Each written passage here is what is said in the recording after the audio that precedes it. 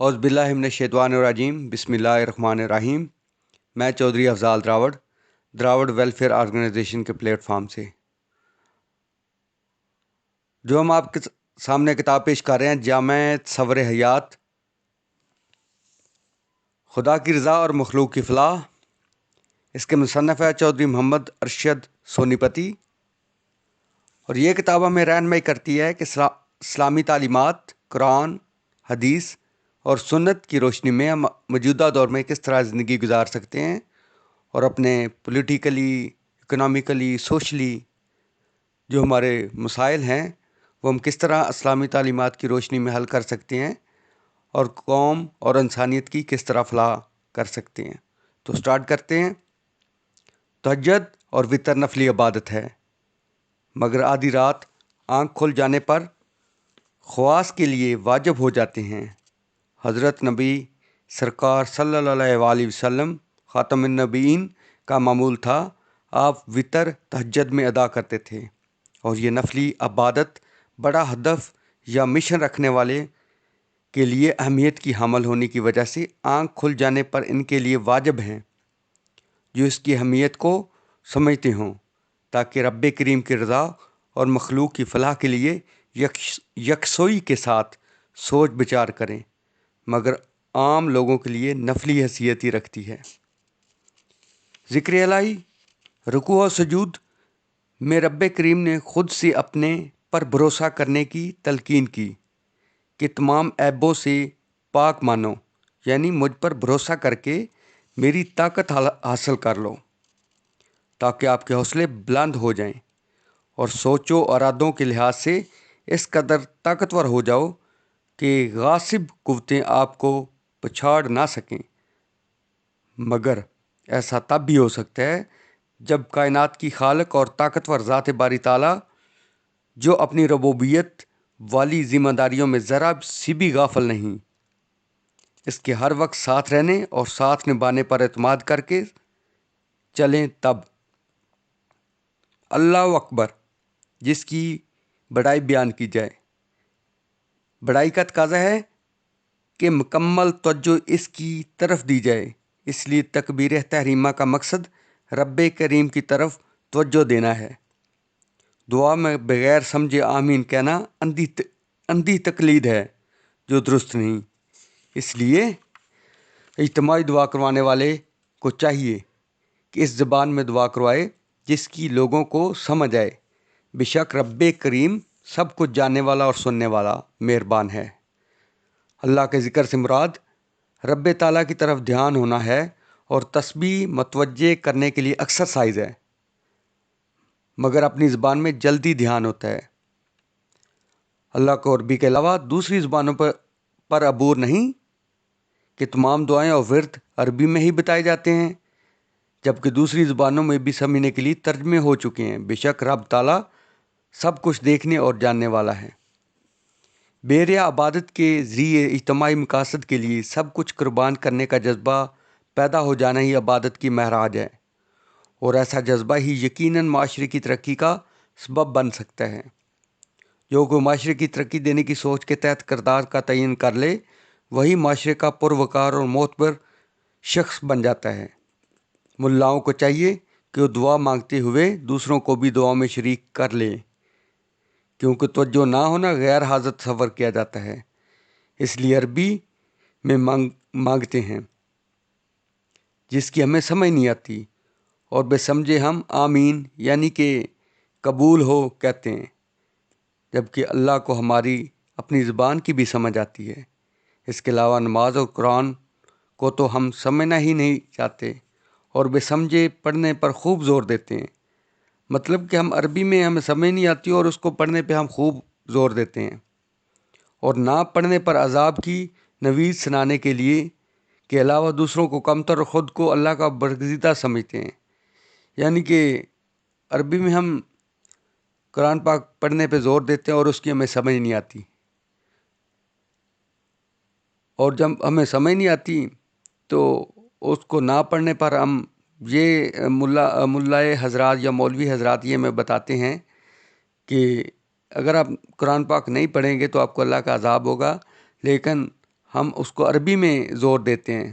اگر ہم اس کو ترجمہ اور تفسیر کے ساتھ پڑھیں اور اپنی زبان میں ان کو سمجھنے کی کوشش کریں تو وہ ہمارے لیے زیادہ سود مند اور فائدہ مند ہو۔ روزہ رکھ کر روزہ توڑنا نہ رکھنے سے بھی بڑا گناہ ہے، اور نماز کی ہر رکعت میں ہم فرما بردار بن جانے کا عہد کرتے ہیں کہ میں فرما بردار بن گیا، اور تمام شعبہ جات میں رب کریم کے اطاعت یعنی فرما برداری اور ربوبیت کی صفات پر مبنی نظام کی اہم ترین ذمہ داری پوری کرنے کے لیے رب تعالیٰ کی مدد کے طالب ہوتے ہیں،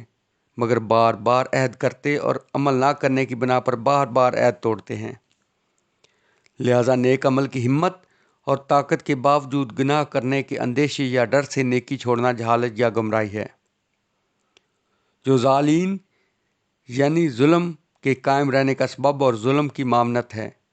اور اجتماعی سوچ کے تحت نیک عمل انبیاء کی پیروی کی وجہ سے زندہ رہنے والا کردار ہے۔ ایسا کردار طریقہ حساب بنا کر انسان کو بھی مرنے نہیں دیتا۔ عادتاً عبادت کرنا طبیعت میں سختی اور تکبر پیدا کر دیتی ہے، جبکہ رب کریم سے محبت کی بنیاد پر عبادت نرم دلی، مثبت اور اجتماعی سوچ کے تحت رویوں میں تبدیلی لا کر انسان کو اچھا اور متمدن انسان بنا دیتی ہے۔ عبادت اس رغبت کا نام ہے جو دنیا کی پیاری سے پیاری ہر شے، بڑے سے بڑا پیار، بیوی بچے، والدین، بہن بھائی، حتیٰ کہ اپنی جان سے بھی زیادہ محبت اور پیار کا ہونا ہی عبادت ہے۔ گویا عبادت مکمل اطاعت ہے کہ ہر لحاظ سے فرمان بردار اور تابع ہو جانا، ہر مخلوق کی مکمل فلاح جو رب کریم کی چاہت ہے کے لیے ہر وقت کوشاں رہنا، بغیر رغبت کے عبادت تکبر پیدا کرتی ہے۔ ہمارے آقا دو جہاں حضرت نبی سرکار صلی اللہ علیہ وسلم خاتم النبی نے دو طرح کی عبادت کی، ایک تو جو اللہ کا حکم ہوا وہ فرائض تھے، اور دوسری وہ عبادت جو انہوں نے شوق سے اپنے رب کی محبت میں سرشار ہو کر کی، وہ نفلی درجہ رکھتی تھی، وہی امت کے لیے سنت ٹھہری، مگر نبی کریم حضرت محمد صلی اللہ علیہ وسلم کے لیے سنت نہ تھی، کیونکہ تقلید کا نام سنت ہے، اور نبی سرکار صلی اللہ علیہ وسلم نے کس کی تقلید کی کہ ان کے لیے تقلید کی بنیاد پر سنت ہوتی، جیسا کہ ابراہیم علیہ السلام کی سنتیں اور صحابہ رضی اللہ تعالیٰ عنہ کی سنتیں ان کے لیے سنتیں نہ تھیں، بلکہ ہمارے لیے سنتیں ہیں، اور ہم شوق کی نفلی عبادت کو نبی کریم صلی اللہ علیہ وسلم سے بھی زیادہ کرنا چاہتے ہیں، اس لیے سنتوں سے بڑھ کر نوافل ادا کرنے کی کوشش کرتے ہیں۔ حالانکہ عام فرائض کے حوالے سے تقلید کر لیں تب بھی امتی ہونے کی حیثیت سے ہمارے لیے کافی ہے۔ اس سے زیادہ کرو تو وہ کر لو جو نبی صلی اللہ علیہ وسلم نے عبادت کی، اس کے علاوہ اور بہت کچھ ہے جو نبی صلی اللہ علیہ وسلم نے کیا اور ہم نہیں کر رہے، یعنی سماجی اور سیاسی کردار، یعنی کہ لوگوں کی انسانیت کی فلاح جس کی طرف ہم غور نہیں کر رہے، اور ہمارے نبی پاک صلی اللہ علیہ وسلم نے زیادہ تر انسانیت، لوگوں کی فلاح، اخلاقیات کا درس دیا، اور اس کی طرف ہم توجہ نہیں کر رہے۔ فکر آخرت سے مراد اپنی سوچ اور رویوں کو درست کر لینا، کیونکہ رب تعالیٰ مثبت سوچ کی بنیاد پر کردار ادا کرنے سے راضی ہوتا ہے۔ وہ اس لیے کہ رب کریم کو اپنی مخلوق سے بہت پیار ہے، اس لیے غریب اور کمزور لوگوں کی غربت اور حالات کے پیش نظر پالیسی سازی کرنی چاہیے۔ بے سہارا و بے کس عوام کی حیثیت یتیموں کی سی ہے، اور ایسی حالات میں عوام کا خیال رکھ کر چلنا کروڑوں یتیموں کا خیال رکھنا ہے۔ اور رب تعالیٰ 100% عیبوں سے پاک اور سچا ہے، وہ انہی افعال و اعمال سے ناراض ہوتا ہے جن سے کوئی بے عیب اور من کا سچا انسان ناراض ہوتا ہے، کیونکہ انسان ذات کو ہی اللہ نے اپنی صفات کا مظہر بنایا۔ مثال کے طور پر دھوکہ دہی، جزوی یا گروہی بنیاد پر ایسا نظام جس کے نتیجے میں غلامی اور جہالت پیدا ہو وغیرہ سے اللہ ناراض ہوتا ہے،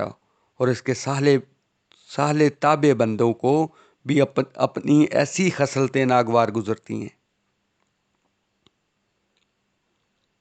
اے میرے رب، میں تیرا احسان مند ہوں